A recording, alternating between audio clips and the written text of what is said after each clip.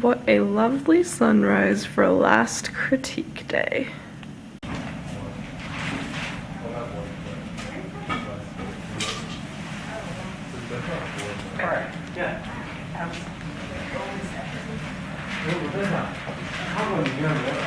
Hello everyone and welcome to Vlogmas day 19. It is not the morning, it is, what time is it everyone? It is 7:22. We had critique for 6 hours today in class. I went first and it actually went pretty well.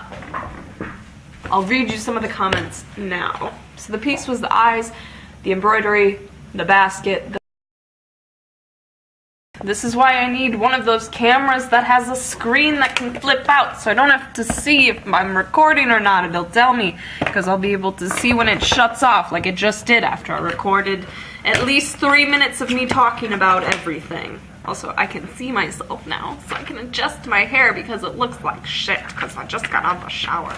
Okay, so my piece, Vigilant. It was the embroidery connected with embroidery floss to the basket, which had the people that I painted in it, pointillism, you know, 40 rocks, and then the basket was connected to the floor with the string, the yarn that I used to weave the basket, and then the eyes that I did on the big boards were hanging over the basket, not connected to anything. These were some of the comments that I received, because my critique was first, and so everybody talked, and it was all quite a good time. Here I am Belle, playing the part of my class members for you now. I like the string as a way to connect it. You know, like, without the string, what's the piece?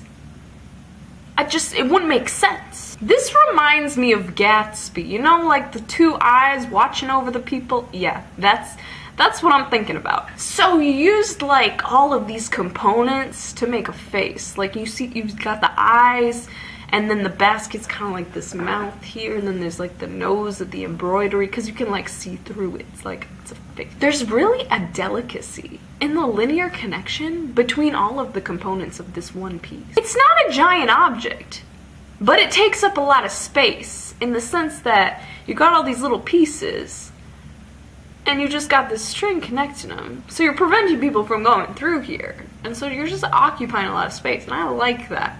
I like that you're taking up that space. What are the eyes reflecting? Like, I just feel like it means something. Like, what are they looking at? Like, are the reflections like a symbol of what these eyes are watching? Actually, it was just like I did a little study of my eyes that I'd taken a photo of, and so I replicated the shine in the but besides the point. Also, there's a distance between, like, are you viewing this object as a large scale, like more just the eyes, or are you viewing this object as like a close scale, like you're getting in, you're like looking at these rocks, you got like quite this range. There's a foreground, there's a midground, and there's a background. Dimensionality. It's not too political, but at the same time it's like representing universal authority. The threading, you know how you got that? It creates a timeline. I know where to follow it back. The faces are being watched by the eyes. No. The faces are not being, are they being protected? Are they vulnerable? So what relation do the figures have to the eyes? Like, the basket, that's a religious symbol. It's not a positive piece, you know, it's kind of dark. But is it about, I don't think it's about protection, that's the... So when I was like walking around the piece, I noticed there was a marking thing going on the back of the right eye, like you cut into it. Was that intentional? It wasn't intentional. I like found this wood in a place and I like couldn't sand off the mark, but sure, let's go with that. So it's like a flat object. You can walk around these eyes. It's like a sculpture in the round in a way you could call it. So why didn't you put anything on the back? I feel like if I can see the back and it's just black, that's not right. Can you read into the weight of the pieces? You mentioned that you used wood and masonite. I mean, like, the one's heavier, so you hung it with the two things. Like, could you suggest that the right eye is more powerful than the left eye? So the eyes, I'm getting the feeling that they're part of the embroidery piece. You see, like, the embroidery piece, the mask, the eyes are the mask. The mask is the eye. If the eyes were also attached to a string, wouldn't be as effective. You did a good job. Is there a mouthpiece? I think there's a mouthpiece, like, coming from the basket, like a symbolical mouthpiece. Like, this is a political statement.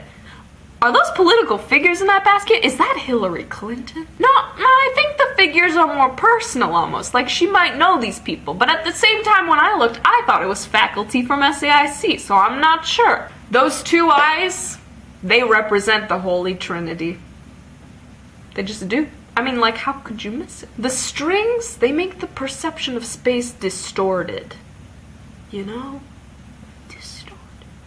Why are the two eyes looking up and not, like, down at us? Like, why are they looking in the distance? Like, is that symbolical? Like, why did you choose that? Like, I don't even feel like they're attached to the figures in any way, because they're just, like, they're not directed at anything in particular.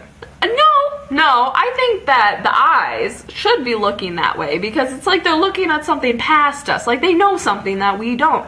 Like maybe it's not protective. Maybe it is more surveillance. Like what's going on behind us? What are we not seeing? You can switch the eyes in any direction you want and it's gonna change the connotation and the emotion of the piece automatically. You know what you should do? You should make these painted eyes. You should make them digital. And so when I walk into that room and I walk across that floor,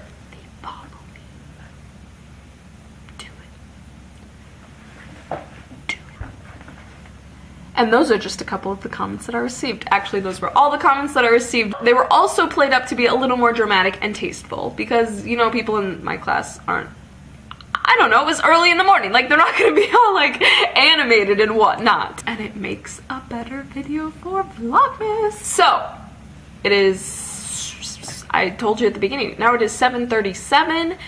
I'm gonna go check the mail because if I don't now, I'm gonna forget it and they're gonna send it all back to the senders. Even if I don't have any mail, they're gonna send it back anyways.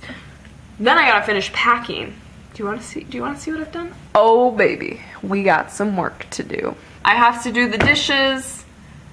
Oh my god, the heat is still like broken in here. I'm freezing right now, but I have to do the dishes and take the trash out. Yeah, because tonight I wasn't feeling too well, and so I was gonna eat whatever like was left over in our fridge that is a perishable food item, and then I decided to eat a non-perishable food item instead. Because, like, who doesn't love mac and cheese when they feel gross? That's what I have on the docket for right now.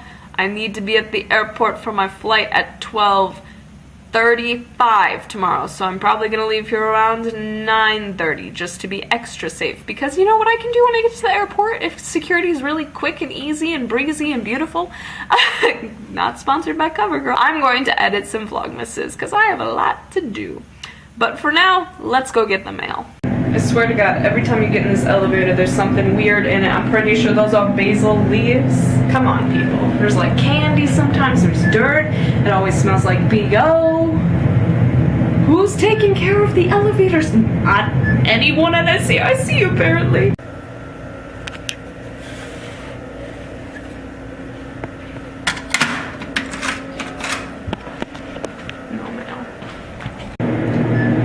Got that done so fast that I ended up back in a basil leaf elevator and I didn't get any mail.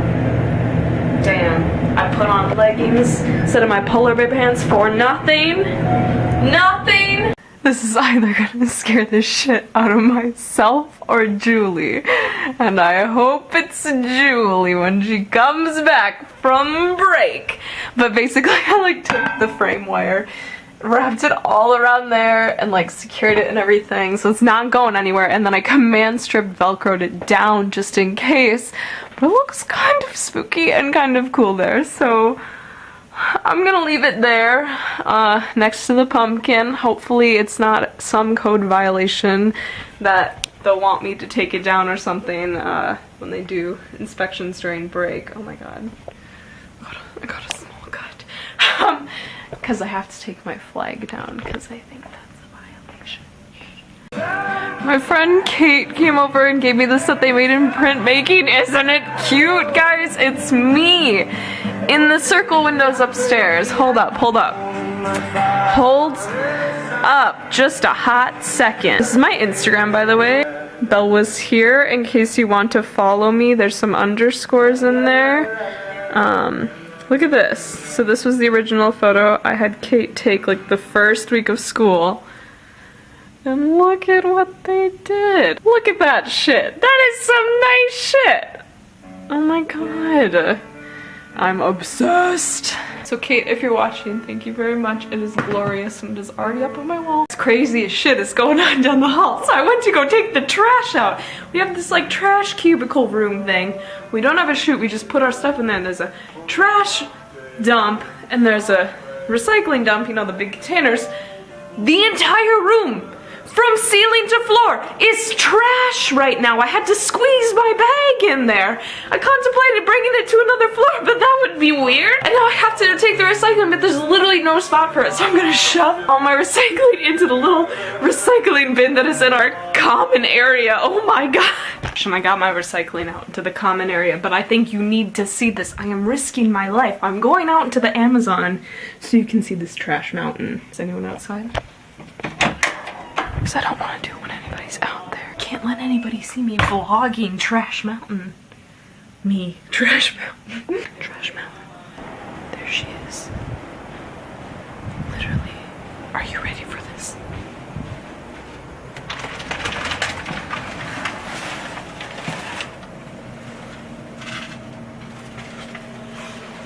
Oh my god.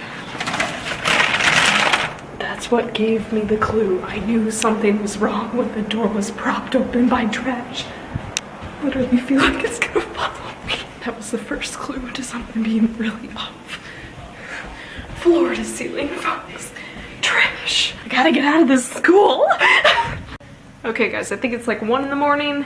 I'm playing with a lot of stuff right now. There's a lot of components to going home for an entire month. Like, I got my makeup set up for tomorrow. I'm trying to pack my backpack, but like it's hard because like you don't got the laptop, you don't got the Vlogmas camera, you don't got the iPod that's charging. Yes, I still have an iPod. Yes, it saves space on my phone. The iPod is amazing. You got the bag down here that's like making me a little nervous because like that's not a lot of clothes for me. Like I got a lot of clothes in here. But I know I'm gonna have some sweaters to bring home from Christmas because I'm probably gonna get some sweaters. So, but like it's cold in Minnesota, so like I gotta pack sweaters and sweaters take up space. And I want to get my pillow in there too. I might not get to bring my pillow. I might not get to bring my pillow. I gotta get up even earlier tomorrow. I think like I can't make any more decisions tonight. So I need to go to bed, make the decisions earlier in the morning when I finally get like the makeup in there. I hate this. Packing sucks. Yeah, it sucks. Okay guys, the Bell verdict isn't. What I've decided is it's stupid to just sit around and be like, what's going on? What am I packing? Where? Because I need to put things in the morning after I go to bed and wake up and put my face on. So I'm just gonna go to bed now. And instead of getting up at like 7:38, I'm gonna get up at 7. Yeah, I'm gonna get up at 7 and then I wanna leave around 9:30 to 10. Probably more like 9:30 to get out to the airport early just in case security is awful.